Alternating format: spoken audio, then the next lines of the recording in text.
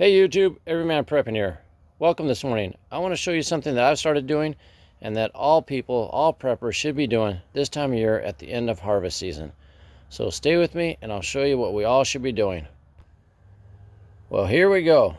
I am starting to collect seeds from the crops that grew this year for next year. And you have to ask yourself, why am I doing this? A lot of reasons actually. One, there might not be seeds available for you. So if you become your own seed bank, you don't need to rely on the stores. You don't need to rely on someone else to provide you with seeds to get it done. Secondly, when you, let me say this first actually. To harvest your own seeds, they need to be heirloom varieties. You can't do hybrids. You're not going to know what you get. But with an heirloom variety, you're going to get exactly what was grown the last year, barring some weird mutations or one-offs, but you're more apt to get exactly what you think you're going to get if you harvest from heirloom varieties. So you need to start with heirlooms, not the stuff from the big box stores, not the stuff from outside your Dollar Tree or whatever you're buying. You need to get plants that are either from a nursery that are heirloom, or you need to get seeds from a seed company that sells heirloom seeds. Before I go on, please like this video, subscribe if you have not done so, and also ring that bell. If you have subscribed, thank you so much. Share this with all your farming friends, your gardeners, your small, single person that's got 1 or 2 plants. Everybody can save seeds, and we're going to go into here why you need to save seeds. First, I'll show you what I got here. So here we have onion. This is what onion looks like. They grow a big flower bulb at the end, and you can see it's like this. You might think that each one of those little guys is one seed, but no. Inside each one of those is a bunch of these little black seeds. And this will grow your onions. These are from yellow onions. Now the reason this says leek in here is, well, as you can see, this thing looks exactly like the onion one. But it's not, it's leeks. You want to keep them separate, so we have leeks here. We also have daikon radish. It's almost time to start planting these, so I got to break these open and get the seeds out. And let's see if I can find some seeds here at the bottom. Let's see if I can dig some out here. There you go. Those little orange things right down there, those are each individual radish seed. Here we have parsley. Little parsley seeds to grow. Use some herbs. You gotta have herbs, you gotta flavor your food. You just don't want to be eating bland food. Cilantro, and this stage is also called the spiced coriander, but cilantro. Time to start planting that again. And then peppers. I also do tomatoes and a bunch of other vegetables like okra, but these are my pepper seeds that I just harvested and dried out. And thank you, Mr. Rooster, for interrupting my video. And some of you are saying, what the heck is this big old zucchini doing here? Well, I got to split it open and scoop out the seeds. And we'll dry them out for a few days in parchment paper, and we'll store those also. And as you can see, actually in the background, you see I've started the broccoli seedlings that'll go in the ground soon. Those came from seeds that I harvested myself last year. So, if you get the point here, when you start... Rooster, you're killing me. Killing me here, Rooster. Come on. So please excuse him. Anyway, you want to become self-sufficient.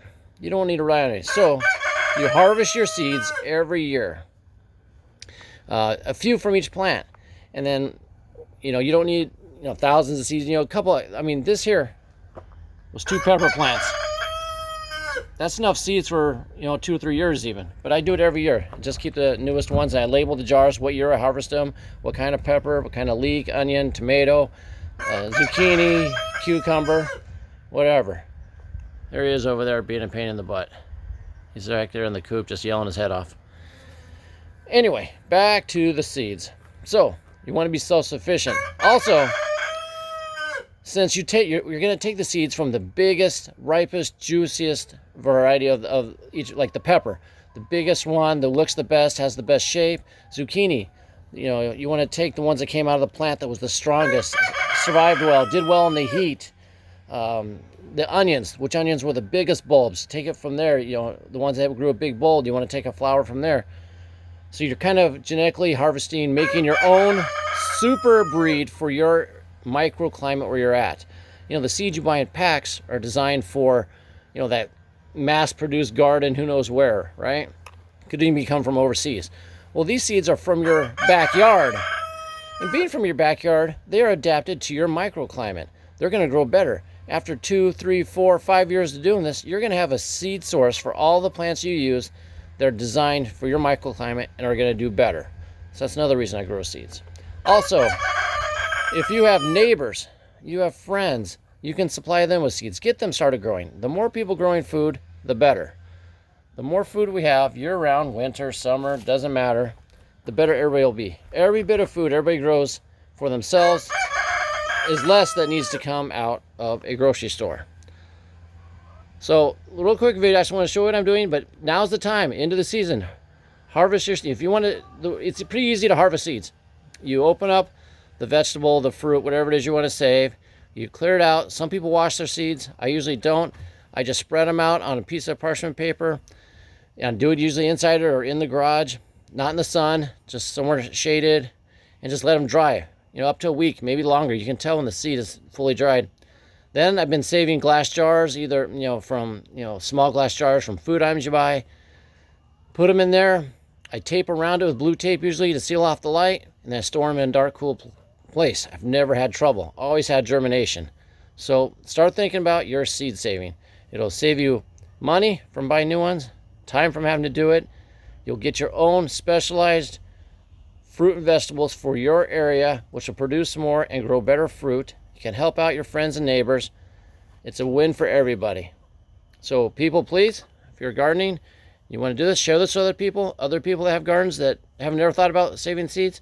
Just try a few at once. You'll see how easy it is, how great it is to germinate your own food the next year. You are then completing the cycle. You got the seed, you planted it, you worked it, you harvested the fruit, you saved some seeds, you planted the next year. You're self-sufficient all the way down to the seed. So, I think you'll enjoy it. It becomes addictive after a while. You just want to save everything so you are the one providing your own food. Until next time, keep your ear to the ground and head on a swivel.